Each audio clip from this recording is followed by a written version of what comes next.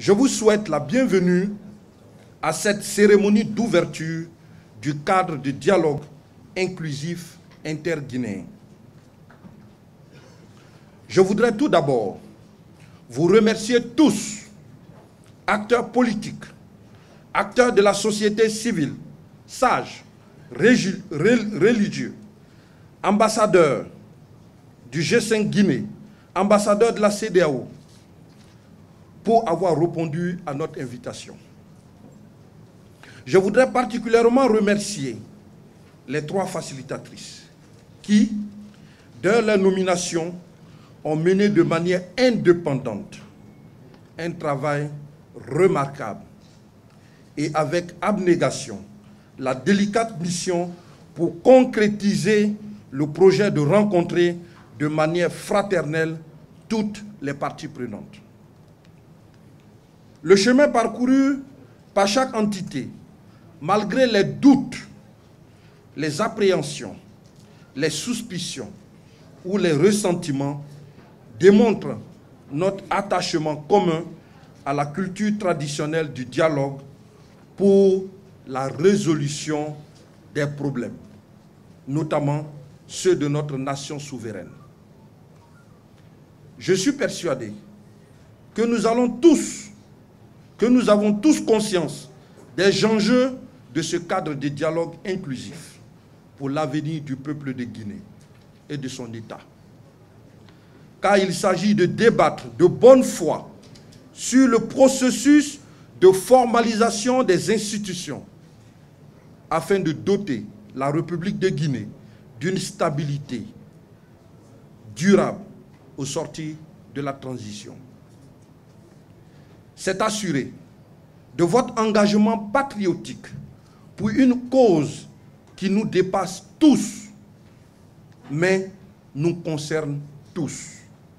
Que son Excellence, Monsieur le Président de la Transition, Président du CNRD, chef de l'État, chef suprême des armées, le colonel Mamadi Doumbouya,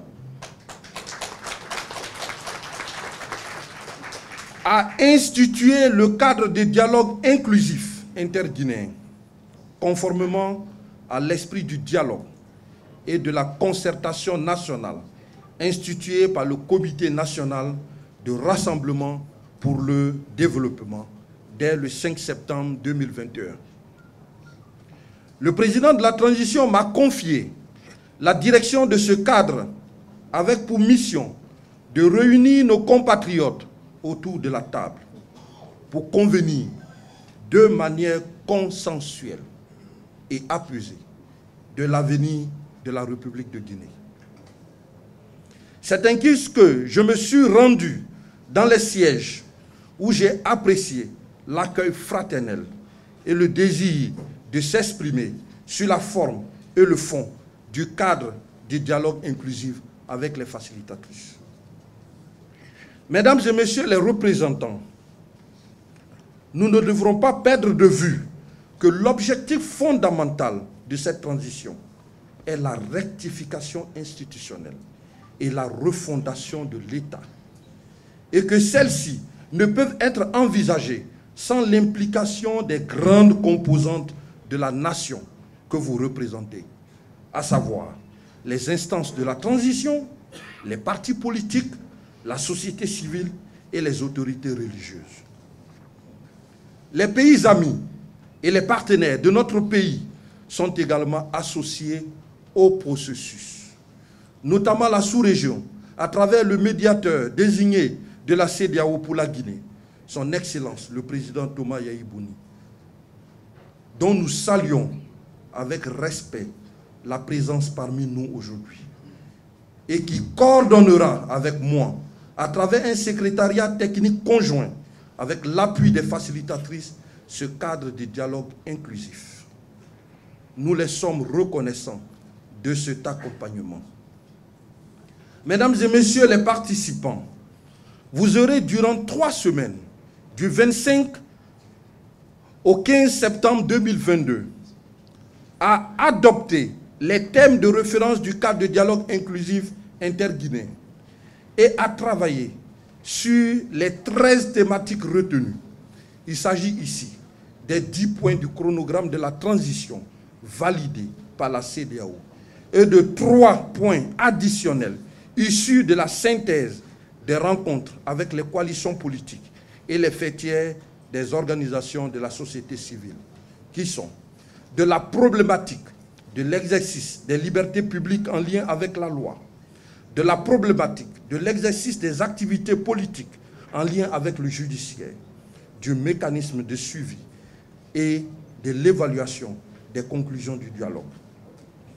À la fin des travaux, les conclusions ou recommandations issues constitueront un guide pour le cadre de dialogue durant toute la transition.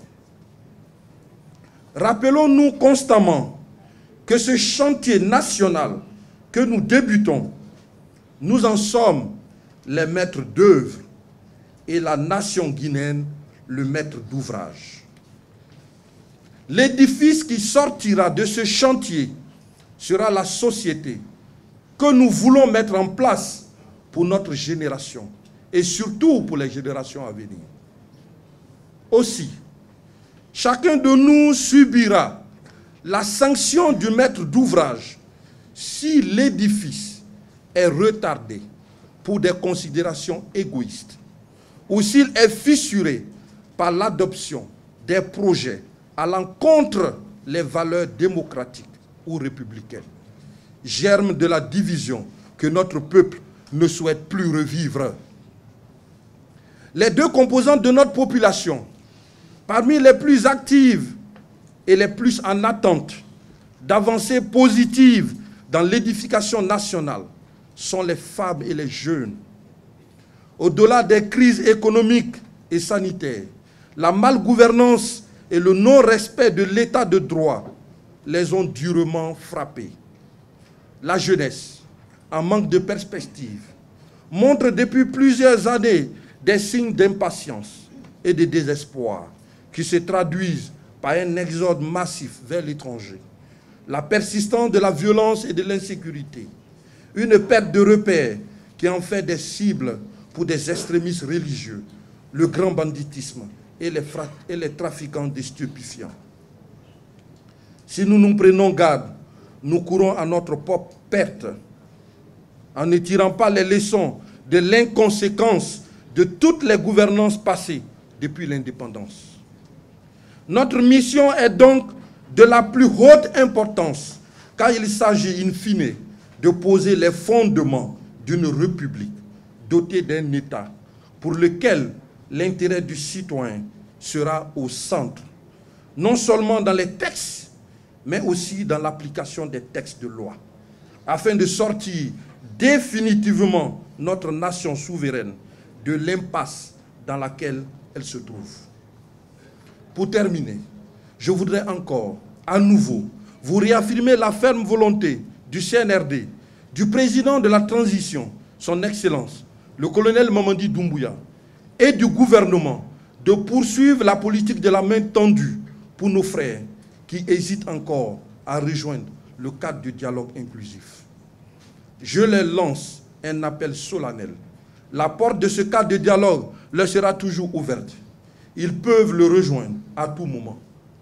C'est notre souhait le plus cher de voir tous les Guinéens et toutes les Guinéennes se retrouver afin d'échanger sur notre avenir. Oui, notre avenir commun est de bâtir ensemble une Guinée prospère que nous voulons inclusive, apaisée et équitable. Sur ce, je déclare ouvert le cadre des dialogues inclusifs interguinéens. Que Dieu vous bénisse et bénisse la Guinée. Je vous remercie.